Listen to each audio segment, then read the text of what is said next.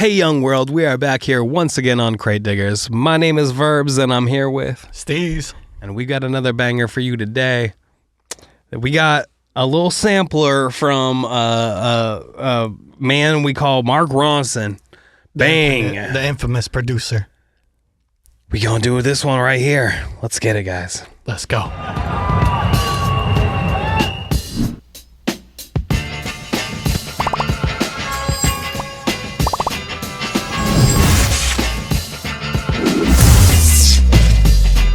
Crate Diggers. Okay, so let's take a little Let's take a peek-see on this guy here. So this one is from Mark Ronson from 2007. This is a promo copy. There's a little sampler out here. This isn't exactly a single. This is a little bit different. And so it's taken from 2007. His album called Version is what was about to come out. So this is just like a little sampler piece that was out there that I found somewhere in the crates. Right. And I found it because I am a huge fucking Amy Winehouse fan. I mean, from the very beginning, when I first heard any of her stuff, I was like, put me on. Immediately, this is my girl. This is what I want to hear. I listened to it religiously as soon as I found any of it. Became a huge fan. This is actually one of my all-time favorite songs from her as well. Like, it's actually a cover, Classic. Which is interesting. Sure. Like, if you didn't know that, this is I can't remember what the name of the band is. I really should have looked that up beforehand, but I didn't. But it doesn't matter. Their version doesn't matter anymore. It's like, yeah, Amy clears. Amy surpassed you guys with this song. You wrote it. It's her song now. Even if it's Mark Ronson's album, it's Amy's song. That's so right. Mark Ronson is this British producer. Really fantastic drums on this dude. He amazing sound. Always loves a great break beat. Responsible. I can always hear his horns. Hits. Yeah, true. Massive hits. And whenever I hear that, there's all right. So like when you're engineering, you can engineer stuff so it's very tight and it's compressed, or you can leave it very open and big. And it's a difficult thing to make things remain big and clean and clear. Mark is a master on all fronts of making big, giant records like Uptown Funk and like Rehab, huge records. I've since I think Verbz put me on, man, I've never disliked an album or a project or even a single I've heard of Mark Ronson. Huge fan. And I think he always delivers a message in his music, and there's a kind of unique time period that he's kind of embellishing and bringing back to certain records, and he doesn't hide it. Yeah, he doesn't hide it. He doesn't change it. He doesn't add synth to all his pop songs. There's authentic music there, and it hits with that drum sound, like you said, the horns. It's just, I think it's fantastic music through and through. Now, Crate Diggers has been around since 2014. We were an audio podcast before we brought it to video the last couple years. But back in the original version of it, we would bring on artists who would put together a playlist of either their own vinyl, or we'd pull it from our vinyl and we'd put the episodes out as this like kind of playlist put together by an artist. And one of the artists that we had on the show, that was one of my favorite episodes we ever did, amazing was episode. with the Last Artful Dodger. Shout out Dodgy. She is an incredible artist. Maybe one of the most unique voices in music. Has an incredible ear for things. Just a dynamic song creator, and just she can sing, she can rap, she has like interesting language. Like she knows how to put together full albums, full conceptual albums. Her hook writing knowledge, her knowledge of music, period. The way she structures songs. I could go on for Dodger's genius with her music. And it's not just that, it's so unique. It's so refreshing. I literally play her first album all the time. And her second. All the time. It just it hits on different levels, and she taps into different messaging. And her episode that we released is one of my favorite. And we have never had a person reciprocate more energy in a studio than when we had her on to talk about people like Queen Latifah and Missy and other artists that she brought to us. I love that. Was one of my favorite episodes or projects that I've worked on for Crate Diggers, period. So Last Artful Dodger has a lot of work with Mark Ronson. That's right. There's the Miley Cyrus stuff that came out on the last project that's connected to Dodger. Dodger's just like a incredible person to have in the studio. She has a song with Alicia Keys on that project. I mean, it's beautiful. Yeah. I was a big fan that she connected with Ronson. That was a cool way to do it. Also, the Amy Winehouse, tie it all in. Mm-hmm. So, past Crate Diggers, guys, go find that episode with the Last Artful Dodger, and shout out Dodger and all the incredible music that you're making and have made. Mm-hmm. So I feel connected to this in a few different ways, but this song is such a great, the energy of this song is so incredible. Mm-hmm. I love it so much. There's also truly beautiful singing. Notorious music video. I don't know if you know the music video very well, but the music video shoot on this, Amy Winehouse was going through a lot of shit, and she was kind of she was struggling, troubled soul, and not showing up to things and canceling on stuff. And so I don't know how true all of it is, what the kayfabe is of it all, but from what I remember from the music video is that they essentially have girls kind of with an Amy Winehouse aesthetic get up on stage and lip sync to the song and make the music video that way. It ends up making a cool music video. Absolutely. Kind of reminds me of that music video that got made where it was Young Thug didn't pay the dude, and so they put together the other little on its own. Yeah. Mm-hmm. So I've always been a fan of this. It's such it's so classic. It feels like it should have existed already. It just has this timelessness to it. And Amy Winehouse's voice and the pureness of it and the rawness of who she was and how she put herself out there and she's classic. And when you get this song that already has a timeless set of lyrics and feel to it, there's just one person you can think of who would deliver that perfectly, and that would be Amy, because the way she took things that were from 50s, 60s early on and spun them to be much more appropriate in her era with a voice that would stand out in that era. It was just this incredible combination of those things all happening at once. And again, first time you hear the song, you're sold. That's all you need. You just need the one play. So I had to pick this one up on vinyl. It just was one of those ones you got to grab. So I picked it up. We're going to listen to this one, and then we'll play another track on this sampler so we can get a little taste of what version was. This is 2007. Mark Ronson, Amy Winehouse. The song is called Valerie. Before we get started, I want to shout out my homie Kaya. I know Kaya's favorite artist and inspiration has always been Amy Winehouse, and that's something we connected over a lot. And I love talking about it on this format in this podcast, but just I want to give her lots of credit for just taking something that was a little bit of a fandom and then helping me understand how great this artist was, and I kind of always treasure that. So I'd love to shout her out before this one goes. Yeah, absolutely. Wait, I also have a story before you hit play. Please, producer Jimmy, regale us. So as y'all know, I do some live video recordings for Brick House in downtown Vancouver. Absolutely. Shout out Brick House. There is only one performance appearance by me, and that's playing drums for somebody who was singing. Amazing. Valerie? Yeah. That's love. Yeah. Man. What So- a connection. Actually, we'll tie in one more. Actually, your girl specifically requested True. Amy Winehouse True. be one Shout of the out songs Blair. we do. That's full Thank you circle, so and much. that's you're incredible. that rules. You know you are. So anyway, I really appreciate. Actually, shout out Jimmy.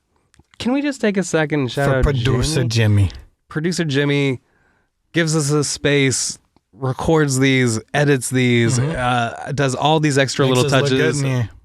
that like I don't even know to ask for. They're just like all of the little things that you'd want done. Man, you probably can't pay him enough, but if you could get a producer like Jimmy, you should get yourself one. So yeah. Anyway, thank you everybody for checking us out. Also, if you were in there for the very first time, thank you for checking us out. Yes, sir. Subscribe to the podcast, hit like, leave us a comment. Tell me your favorite Amy Winehouse song. Tell us the artist that you want to hear. Maybe we're gonna follow it just like this and play your favorite artist. What's the first Amy song you ever heard? That's what I want to know. Ooh. Yeah, that's a tough one. I'm trying to remember if it was Back in Black or if it was... It was Back in Black for me. Rehab. I don't know. Can't really remember. But this one right here is Valerie. So I'm going to play this one for you. Let's groove. And just for you. All right, it's rolling. Just sit back and relax. Feel good, Crate Diggers. I love the little like skippy drums build up. I like the... Well, sometimes I go out by myself and I look across the water. I like this whole thing about looking across the water and thinking about somebody else. Think of all the things, what to do. Also, she doesn't change the gender here. I always love it when an artist is confident enough to just do the song as it was. I always, there's a Childish Gambino, Tamia, I'm So Into You, and he doesn't change any of the lyrics in it. I'm like, that's a confidence I like in an That's artist. true. Keep the song the song. Ooh, I can see Jimmy just bopping.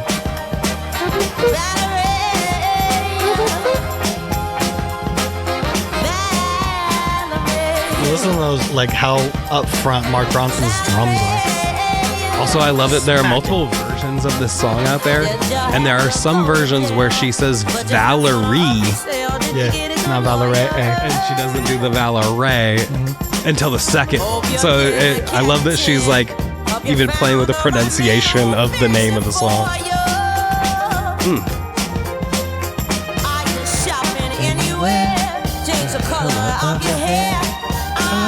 I always love that.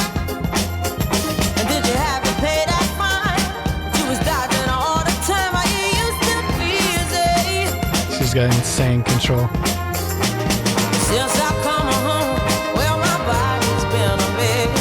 It's a crazy line. It is a crazy line. My body's been a mess.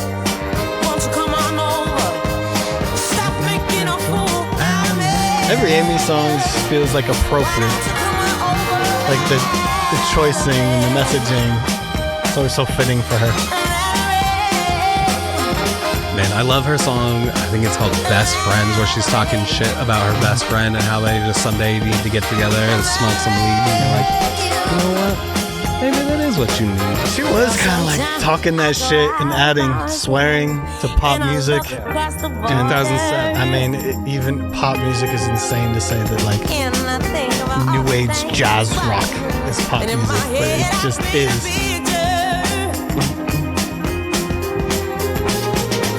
Now this is like an artist they held secret for a while until they had this packaging and shit ready.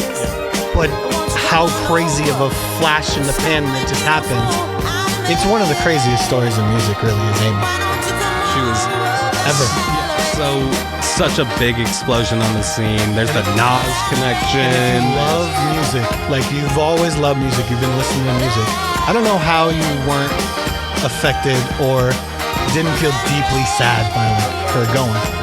But Well, it was this terrible era where people were absolutely crushed by the celebrity and the paparazzi and all of the shit. And especially in Britain, it's even worse. And then to have the enablers and shit she had around her, like, tragic. you can hear every note on this is special. Fucking Is beautiful. one Amy, of the greats. One of the greats. All-time great voices. and Ronson, you produced the fuck out of that. I'm not gonna lie. And every Amy song he produced the fuck out of. Not just like some layers are good, all the layers are good. Y'all see Look at that See this Slippy. Crate Digger's slip, man? Look at y'all? the Slippy. Shout out Jimmy again. Jimmy, killing it. Look at the flick of the slip. All right, so there's a few other tracks on this sampler, but they're all going to be a little bit less, like on the top of our minds. Well, this is his thing, is not like putting together his own albums that have the consistently the same artists. They have all different artists all the time. So this one is going to have Daniel Merriweather, who he's worked with a bunch, has a great voice, really interesting voice. He takes a while on this one, I think, but builds up into something cool energy, and definitely brings back some of those breaks again. Yep. So yeah, we're going to take another little snip of the sampler. This will be, let's see, what's this song called? It doesn't say on the sampler, which is crazy to me. This one is called "Stop Me Medley," and this is by featuring Daniel Merriweather. I always love it when they include this on here, but you don't always see it. But it says it is also sampling "You Keep Me Hanging On" by Holland, Dozer, and Holland. Some names you'd be very familiar with if you dig into some soul music. So that's right. Yeah, I always love when you get a little taste of what the samples are here. But we'll take a sample of the sampler from Version. Terrible name for an album. Mark Ronson, Daniel Merriweather, 2007. Let's hear what this one sounds like. Let's get it. Stop me, stop me. Stop me if you think that you. It's going to be on the Wednesday soundtrack. That's true. This sounds like on the trailer of like a UEFA soccer commercial. Yeah. The sadness of people's glory, the goal going by, and the sadness, and then all of a sudden, like the little hi-hats come in, and now we're picking it up. Now people are running, dodging. Ooh, that's what he just did, a spin move. You saw it. You saw it? Well, I like the strings there. Slow build up. I know you got to bring the drums in that. It's fucking Mark Ronson. Mark Ronson's locked into rhythm. Yeah, see, this is his specialty, is that drum pattern. Like, this is classic B-boy pattern. He changes over time, but like this is like almost like the exact same drum hack or something like that. It you can hear it on a lot of the songs. It's this. Not that I hate on it all. That is a slap. That's a slap. I've always been a huge fan of his production, man. He captures, I guess the best way to say it is like feel and feeling to his shit. Like right there. It's locked in, tight melodies. It's like classical scoring. It's got so much class, and like it's like pre-produced. It could be on a James Bond score or something. Look, intricate. You could probably see this in notation. It looks insane. It's like it seems like a classically trained musician, just like at his peak of doing this thing. Well, he was friends with Sean Lennon as a kid, so goddamn. Wait, you don't know Sean? Yeah, me and Sean aren't that close anymore. Samantha Ronson, DJ out there. Shout out DJs. Who was his mom connected to again? The guitarist for Foreigner, Mick Jones. There we go. Yeah. So like, yeah, there's some music around. He is closely related to his famous musician. Great breakdowns. His sectioning of things, and when to introduce like that, when you introduce new things. Oh, the way the strings go up right there too. They're going up off.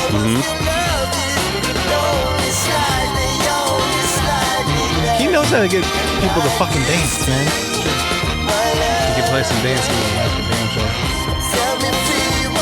And there might be more like Questlove kind of. A little bit more like this, like live-y production, but like there's not many producers that hang their hat on. Yeah, that's where that. Yeah, there's the sample. That's a clever use of recognized it. very recognizable. Yeah, I like that.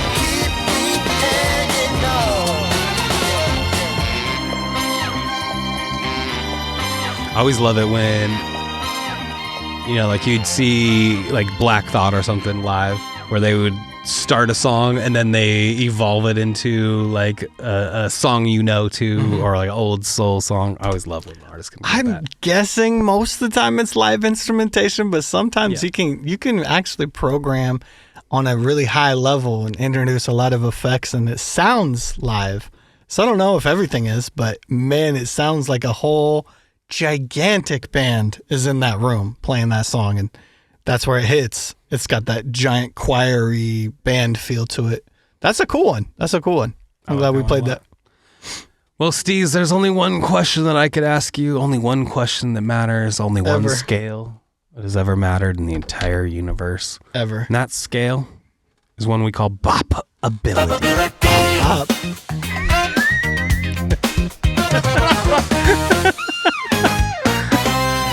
6 seasons in a movie, baby. It's coming. Shout out Community. You can go find a picture of me with Dan Harmon on the day that Community got canceled, and he's absolutely shit-faced. Hammered, but we love him. And he was like, post it twice, because I was like, I could not post these because you're a little faded. And he's like, post it twice. So shout out Dan Harmon. We're gonna post it twice. And Pickle Rick. So bopability for Valerie, Amy Winehouse, Mark Ronson. What do you got to say?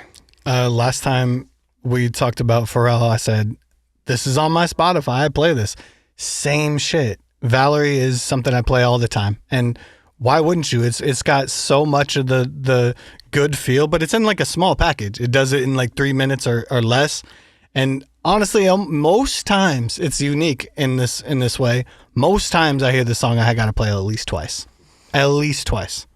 I just do. I just run it back. I'm like, well, sometimes, come on, we're going again. Yeah, we're going again. Definitely run that one back. And it's got like, I'm going to say no less than 5 to 10 versions of this thing. Yeah, there are tons of different versions. YouTube Live, Spotify, different versions of it. It's there. It's all over there. So, timeless song, man. It is nice that we have extra versions because they're so.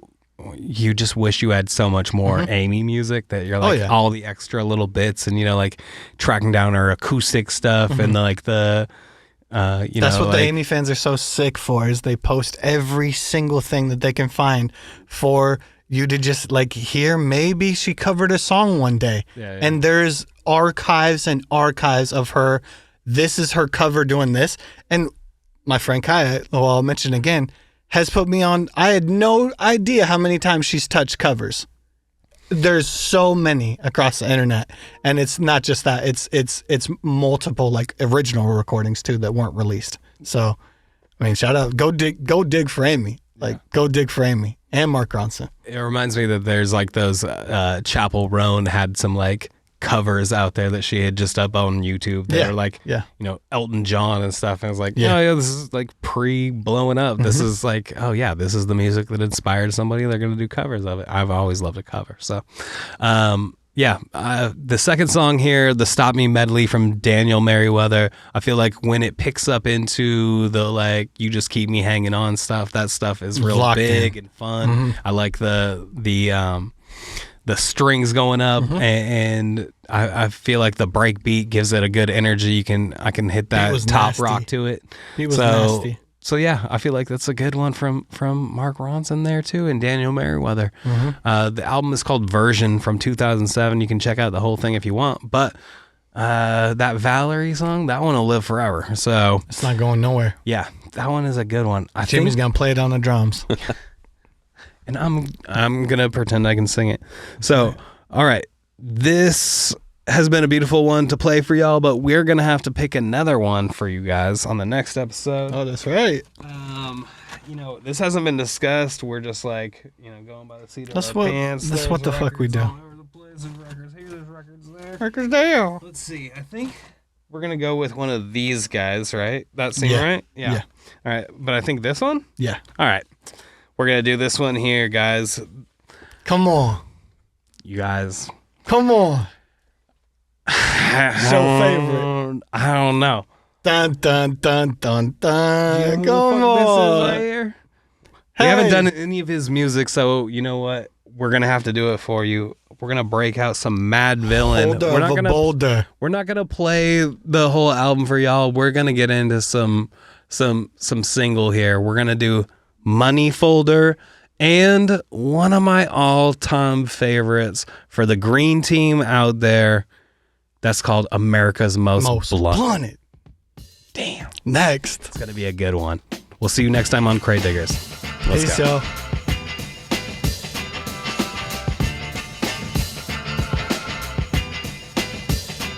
Crate Diggers. Tell your mom.